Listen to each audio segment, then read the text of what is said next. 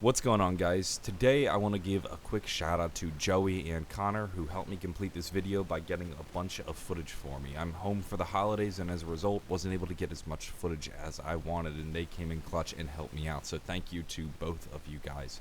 In addition to that, I want to quickly announce that I'm currently right now doing a poster sale. You can get my Zombie Chronicles poster pack, a link is in the description. They're going to be available just for a few days, and all domestic orders will be able to reach you before Christmas, so if you want this to be a Christmas gift, you can get that. A link is down below.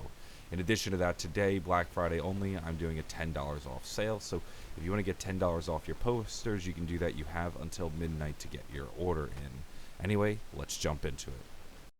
The ray gun, I believe, will go down as the most iconic gun in Call of Duty history. For over a decade now, we've been playing with the ray gun, and it's been featured in 24 different Zombies maps. Today, I thought I would chronicle the history of the ray gun over the course of this past decade to see how it has evolved. I should note that I'm only going to be covering the original ray gun, and not the many other iterations of the ray gun, such as the ray gun Mark II and the ray gun Mark III. Let's begin. It all starts in World at War. The ray gun, as Zombies creator Jesse Snyder described it, was a semi-accident. It started with weapons artist Max Porter creating the ray gun as a fun side project for himself. It was never intended to be in the game. But as Nocturne and Totem was being developed, a zombie fervor swept the office and everybody wanted to get involved on the project. One day, Max asked Jesse if he wanted to see something cool and took him over to his desk to show him the ray gun model that he had created for himself. Jesse loved it and wanted it to be in Zombies. He then grabbed audio director Brian Toohey and had him create some custom sounds for the ray gun.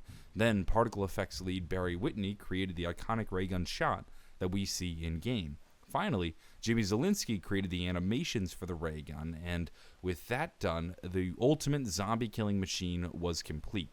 The ray gun was then added to Nocturne and Totem, and to many Zombies players, when they played Nocturne and Totem, it was their first introduction to wonder weapons. This was the first ever wonder weapon and the sole wonder weapon in Nocturne and Totem. It was then featured in every subsequent World at War Zombies map. Once Pack-a-Punch was introduced in Deriz, players could then upgrade the ray gun and receive the Porter X2 ray gun, which was named after the real-life creator of the ray gun, Max Porter. The ray gun was also in more than just Zombies. Players could receive the ray gun during the campaign mission Little Resistance by completing an Easter egg and then taking it from the mouth of a lion statue. From there, it is just beast mode on, and you can destroy anything in your path in the campaign, including tanks. Come Black Ops 1, the ray gun was again featured in every Zombies map, and was even a power-up weapon in Dead Ops Arcade. At this point, you could officially describe the ray gun as a Zombies map staple, and players could expect to see the ray gun in every map going forward. It did receive some changes though. The ray gun received a damage burst nerf. Traditionally, it was a one-hit kill up until around round 18 to round 22. However, in Black Ops, it could only be a one-hit kill on Zombies up to round 15-16. After that, you'd start to receive crawlers. The gun reticle was also changed in a strange little feature. Every time a player aimed down sights, it would randomly change colors, and it would change between the colors red, green, purple, white, yellow, and blue. Why this feature was added to the game is unknown, but it's a little quirk to the Black Ops 1 ray gun. Black Ops would also go on to flesh out the backstory of the ray gun. We didn't receive much information on that in World at War. However, in the Black Ops 1 terminal, we learned that the ray gun was created by Dr. Maxis, and he had developed it at the Rising Sun facility in Japan.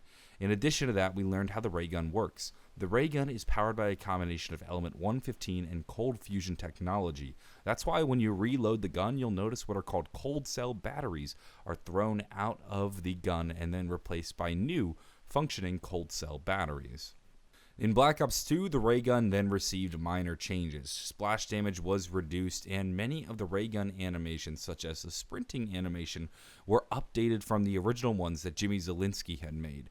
Because in Black Ops 2, many of the maps only featured one wonder weapon, which was the ray gun was made more frequent out of the box.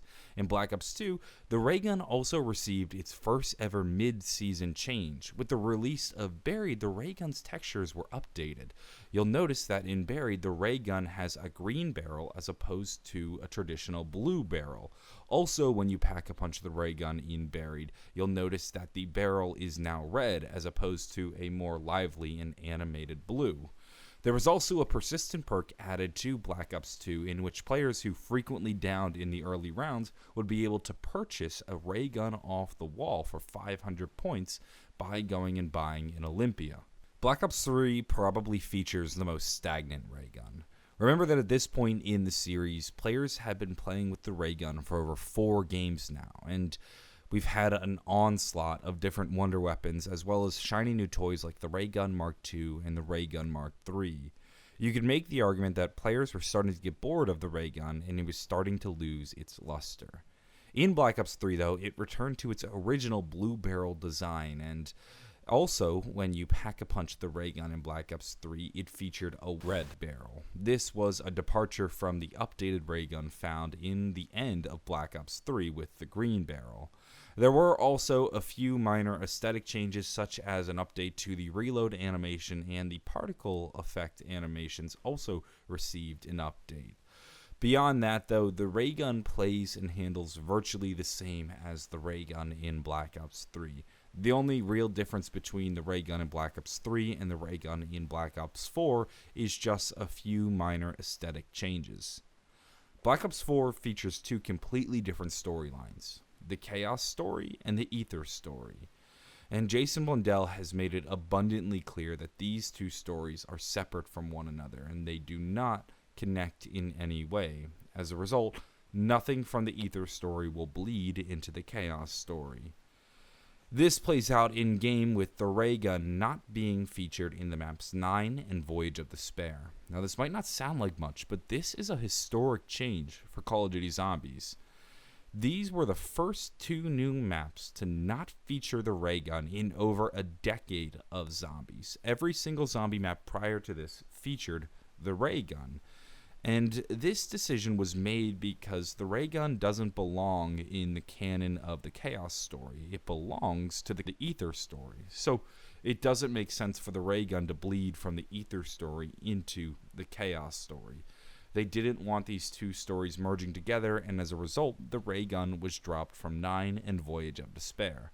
The ray gun, though, is still available in Classified and Blood of the Dead. It's also available as a weapon in Blackout, too, which marks the second time the ray gun can be found outside of Zombies. That, ladies and gentlemen, has been a complete history of the ray gun, from World at War to Black Ops 1 to Black Ops 2 to Black Ops 3. If you enjoyed this video or found it interesting, maybe give it a like, possibly subscribe for more. I'm always covering zombies, so if you enjoyed this video, I'm sure you'll enjoy the next one. In addition to that, I'd just like to put out a friendly reminder that I'm currently right now selling my Zombie Chronicles poster pack, so if you'd like to get your hands on that, a link is in the description. They're only going to be available for a limited time only. However, if you order them now, you will be able to get them before Christmas. So just throwing that out there if that interests you. Anyway, I'm going to go. Have a wonderful day, and bye.